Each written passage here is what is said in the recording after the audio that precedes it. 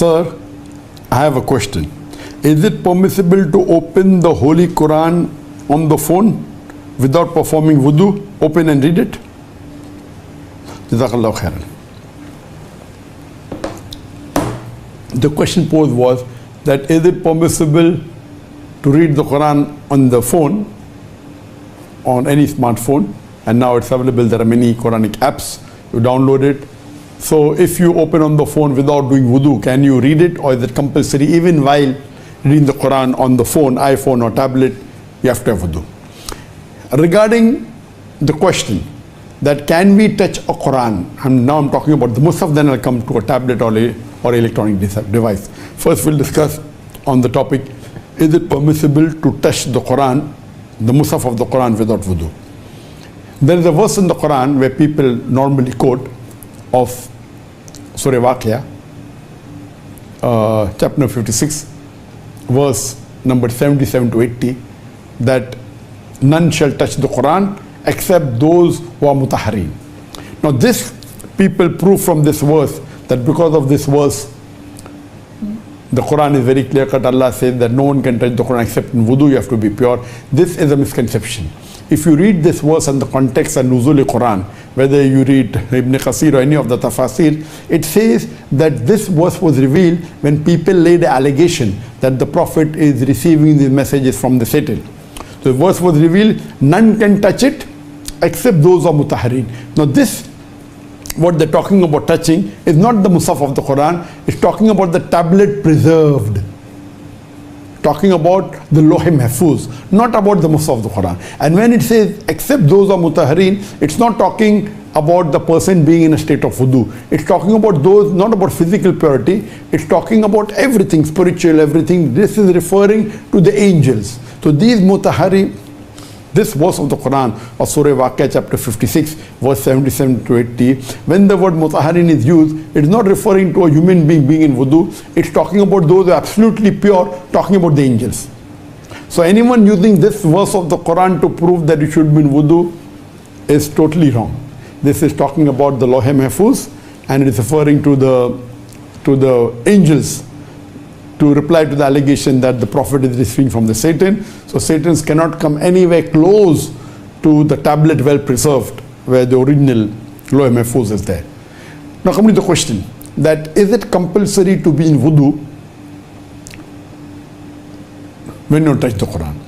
There is no Quranic verse that tells you should be in wudu, but there is a hadith of the Prophet ﷺ that when he sent a letter to the people of Yemen, he said that none should touch the Quran except those who are pure.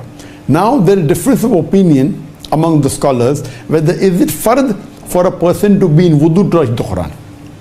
The majority of the scholars say yes, you should, because the word purity has 3 levels. That you should not be in najasat, and the Quran says that every mushrik is najas. Now here it's talking about impurity of soul, not impurity of body. So when they are saying that the mushrik is najas, means impurity of soul. That's one level of impurity. The second is, if a person who is in janaba, he is in major impurity or ceremonial impurity. Even though he is called, he may not be in wudu, and if he is not in najasa, he is not in ceremonial impurity, if he is not ejaculated, if he didn't have a sexual intercourse, if the lady is not going under menstruation, then she is yet considered pure, even if she is not in wudu, but that's called as the minor state of purity. And the third level is, if you are not in wudu, if you are in wudu, then you are totally pure. That means you are not even in minor impurity. So 3 types of impurity. One, impurity of kafir or a mushrik. The second is impurity of najasa because of menstruation or ejaculation. And third impurity is if you are not in wudu. So if you are not in wudu, then you are in minor impurity. If you are not in wudu, then you are in minor impurity. If you have done ejaculation or menstrual cycle or intercourse, then that's called a major impurity. So scholars differ.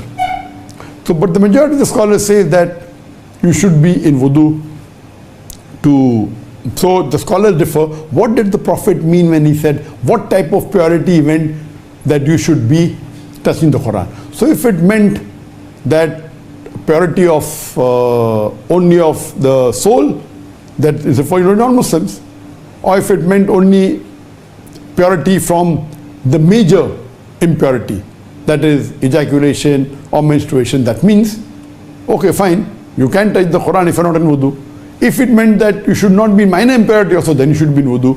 So the majority of the scholars say that you should be in wudu, but there are scholars who say there's no evidence, so being in wudu is not fard. But all agree it is mustab to be in wudu.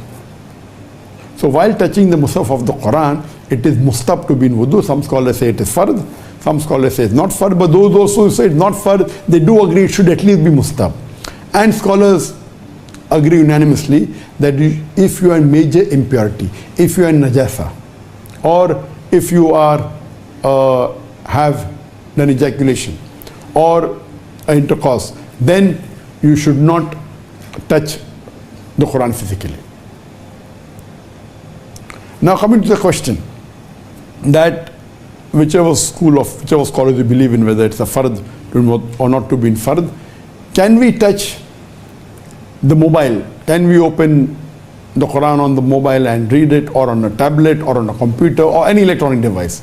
All the scholars unanimously agree that the ruling for touching a mushaf, a copy of the Quran, is not the same for an electronic device, whether it be a mobile phone, whether it be a smartphone, whether it be a tablet, whether it be a computer. This doesn't apply, so there is no question that you should be in wudu. All the scholars unanimously agree that if you are reading the Quran, because all the scholars agree that reading the Quran you don't have to be in wudu. So if you open the Quran on iPhone and touch the iPhone, or on a tablet and touch the tablet, or on a laptop or touch the laptop, or on a computer touch the computer, all scholars unanimously agree that there is no requirement to be in wudu when you are reading or touching the iPhone or the smartphone or the tablet or a laptop or a computer. All unanimously agree that electronic device you don't have to be in wudu, it's no problem at all. But generally, of course, all scholars agree that if you are in wudu, it is preferable, even while reciting the Quran, but it's not a fard at all. Hope that answers the question.